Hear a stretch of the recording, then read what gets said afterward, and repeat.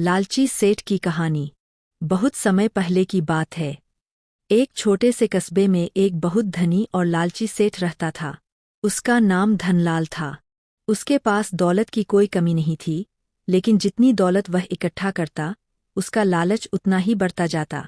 वह हमेशा और अधिक संपत्ति, सोना और जमीन पाने की सोचता रहता। एक दिन अचानक सेठ धनलाल गंभीर रूप से बीमार पड़ गया। वह बहुत घबरा गया, क्योंकि उसकी बीमारी इतनी गंभीर थी कि उसके बचने की उम्मीद कम थी। उसने बहुत से वैद्यों और डॉक्टरों से इलाज करवाया, लेकिन कोई फायदा नहीं हुआ। जैसे जैसे उसके ठीक होने की उम्मीद धुंधली होती जा रही थी, सेठ को अपनी मौत का भय सता रहा था।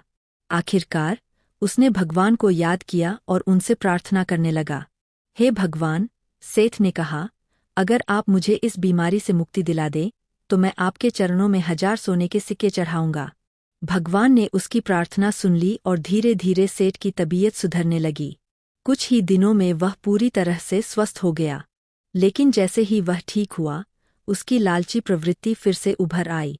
उसने सोचा, 1000 सोने के सिक्के चढ़ाने से मेरी बहुत सी दौलत चली जाएगी। इससे अच्छा तो यह होगा कि मैं कुछ और चढ़ा दूं, जो सस्ता हो। भगवान को क्या फर्क पड़ता है, उन्हें तो भक्ति चाहिए। फिर क्या था, सेठ ने सोने के सिक्कों के बदले 1000 आटे की गोलियां मंदिर में चढ़ा दी और अपने मन में सोचा कि भगवान तो सब जानते हैं, उन्हें क्या बताना। कुछ दिन बीते और एक रात सेठ धनलाल को सपना आया। सपने में एक भूत प्रकट हुआ और उसने सेठ से कहा, तुम बहुत लालची हो, लेकिन तुम्हारे लिए एक अवसर है।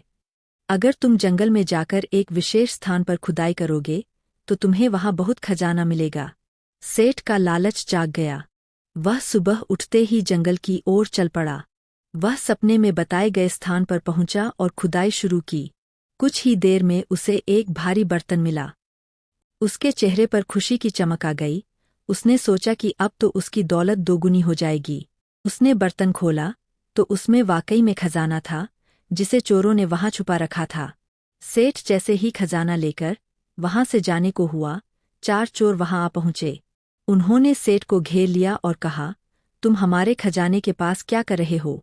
सेठ ने घबराते हुए कहा, मुझे छोड़ दो, मैं तुम्हें 1000 सोने के सिक्के दूंगा। चोरों ने हंसते हुए कहा, तुम जैसे कपटी इंसान का क्या भरोसा? जो भगवान से कपट कर सकता है, वह हमसे भी धोखा कर सकता है। चोरों ने सेठ को जंगल की एक गुफा में बंद कर दिया।